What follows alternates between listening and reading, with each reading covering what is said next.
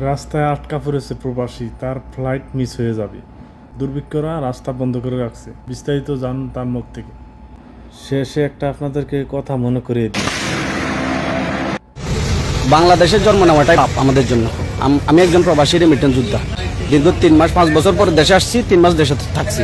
লক্ষ লক্ষ টাকা বাংলাদেশে এখানে আমি খরচ করছি।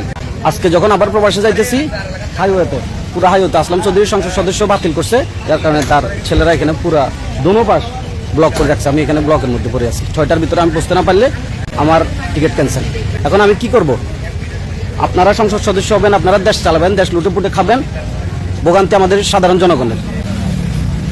এটার দায়ভার কে নিবে? আমার মতো আরো শত শত প্রবাসীরা এখানে আটকে আছে, পুরো হাইওয়ে ব্লক করে রাখছে। পুরো হাইওয়ে একটা না, সাংবাদিককে জিজ্ঞেস করলাম, উনি বলতেছে আরো 22টা এরকম পয়েন্টে এরকম গাছ আর বাস দিয়ে তারা বা গাড়ি দিয়ে আটকে রাখছে। এটা কি ধরনের কথা? তাদের দল ক্ষমতায়, তাদের সবকিছু, তারা এগুলা কি জনগণের জন্য এগুলো কি করতেছে? এটা তো বিএনপির নামই পচাচ্ছে এগুলো করে করে। বিএনপিকে মানুষ ভালোবাসে, বিএনপি সরকারকে মানুষ ভালোবাসে, কিন্তু তারা যা করতেছে এটা তো আওয়ামী লীগের সেই পুরনো কালচারের ভিতরে তারা ফিরে আসতেছে। এখন আমাদের সাধারণ জনগণ, আমরা যারা সাধারণ প্রবাসী আছে, আমরা কিভাবে আজকে এয়ারপোর্টে বসবো? এটার বিচার আমি জনগণের কাছে দিয়ে গেলাম, আপনারা এর বিচার করবেন। যানজটে আটকে প্রবাসীর ক্ষোভ। যানজট এখানে আসছে কোথায় থেকে আপনারা বলবেন একটু। শিরোনাম লেখছে কি?